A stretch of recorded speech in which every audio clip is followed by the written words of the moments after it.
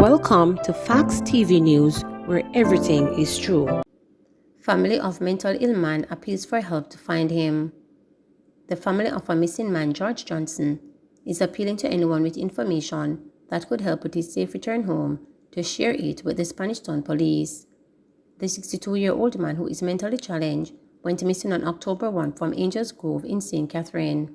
His sister, Marit Johnson, told reporters that he was last seen walking on the Spanish Town leg of Highway 2000. He was wearing a gray shirt, black pants, and gray slippers. "See, as he has a mental issue, we are just concerned about him. He's not used to being out there. I'm just hoping that somebody has seen him," she said. Police say they are still investigating the case. Shock in Trelawny following killing of 3. The killing of 3 men during a clash with police and soldiers from the Operation Relentless 2 team during an illegal party in this part of western Jamaica during the wee hours of Saturday morning has left residential shock. A member of the Jamaica Defence Force team was shot and injured during the confrontation. According to Acting Commander of the Trelawny Police Division, Senior Superintendent of Police Winston Milton, about 2 a.m., a police military team which was in the area came under gunfire from individuals who were in the attendance at the party while it was in full swing. The security personnel responded with gunfire, and when the exchange ended, 4 men, including a soldier, were shot. DSP Milton also disclosed that illegal firearms were seized during the operation. He added that a number of residents were also taken into custody on reasonable suspicion, so as to assist a probe by members of the Criminal Investigations Branch (CIB). Members of the police and military team acting under Operation Relentless 2 were on patrol in the area when they were shot at by criminal gunmen at an illegal party. 4 persons were injured, 3 fatally. 1 member of the JDF received gunshot injury in the community, DSP Milton reported. He, however, did not reveal the number of firearms seized, noting that an investigation was in process. National Security Minister Dr. Horace Chang described the incident as a reflection of the level of organized gangsterism that is out there that the police have to deal with. All were heavily armed. The 3 who were impacted died with their arms, Dr. Chang said. The police needed to be commended. It took high-quality intelligence, good police work to identify these kinds of criminals that we have out there.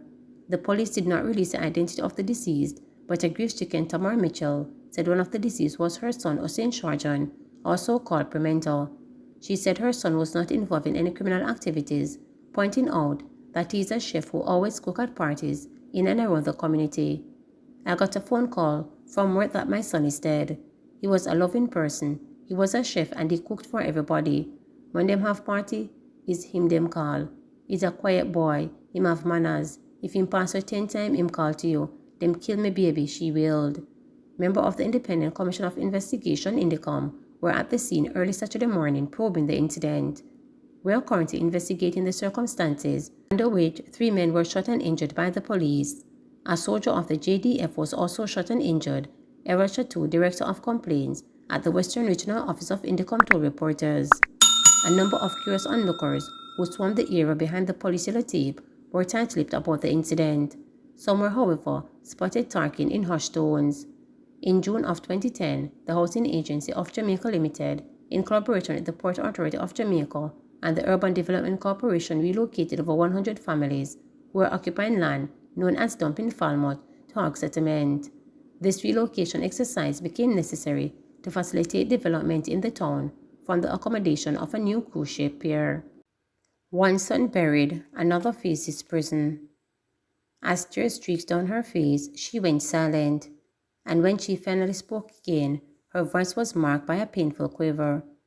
Less than 3 months ago, she had to bury her 21-year-old son, who was stabbed and killed on May 14, 2022, in Toss Meadows, Spanish Town, St. Catherine, allegedly by his 17-year-old brother. "Me can't afford to lose the 2 of them. Me can't afford to lose the 2 of them," the man tearfully told reporters in an interview last Thursday. "Right now, it a mash me up. I just a beg God to give me younger son a next chance. One done under the ground, and if one forget sentence, it a go hard upon me. It a go pressure me wicked. Family support is there. The 21-year-old is my first son, and him buried July 14. It rough, it wicked," the distressed mother continued. According to police reports, the brothers had a dispute about 11 a.m., and the 17-year-old boy allegedly used a knife to stab his older brother outside their home. Subsequently, the boy fled the scene. The wounded brother collapsed and was rushed to Spanish Town Hospital where he was pronounced dead. Them live good, so me no understand. It is just unfortunate. My big son love him brother, and him brother love him too. Me no know how what come over him, she said, noting that she was not at home at the time of the incident. Me did their work and left and went to town. A lady come and tell me that my sister passed in a car speeding. So something me can't call my sister and me nah get to her. So I call my other son's girlfriend and ask what's wrong, and him tell me say my older son get stabbed. They said they rush him to hospital. Same time me hung up, she told reporters. The woman said she immediately turned to God in repeated prayers, but was soon after interrupted. I just started to pray. I was just praying. My phone started ringing, and when I answered, it was doctors saying that I must come to the Spanish Town Hospital. When I went to the hospital and went inside to a doctor, the doctor talked to me and said them couldn't get to save him. Same time I run through the hospital door and never go back down there, she recalled. The St. Catherine North Police had launched a search for the 17-year-old accused and urged the teen to report to the Spanish Town Police Station. People with information regarding his whereabouts were also asked to come forward. That period was one of mourning, confusion and anguish for the young man's mother. She said she was devastated by her elder son's death, but couldn't help but worry about her younger son, whom she said wasn't well concurrently. I couldn't sleep. I cried day and night. I just wanted even a call from him. Him never come back. I was fretting because him never have a phone and him can hardly spell his name. So I wanted him to call so I could know what is what. Him kinda slow. If him tell you something now and you go back to him after, him tell you a different story, she related. Sources told reporters that a week later, the family finally heard from the youngster when he reached out via phone call and told them that he was going to turn himself in. The boy was then taken to the Spanish Town Police Station by his attorney, Alexander Shaw, on the night of July 21. He has since been charged and in police custody. In addition, last Tuesday, a judge ordered that a psychiatric evaluation be done on him. I don't know how him get a number to contact us. Him call and say, me want go into the police, me want go in. I didn't know where he was. Somebody carried him in a car to the lawyer, and then we went there. From him there lock up, at 3 times me see him, and I don't get to ask him nothing about the incident, the boy's mother related. When him did a go school, him did pass 2 tests on him, and when me get back the result, they said he was very slow. Normally, he's always by himself. His father died when he was 3 months old. They have different fathers. All the while, he asked me about his father, so me no know if it did I get to him. In school, if he spoke to his teacher 5 times, that was a lot. That's why they told me to get him tested.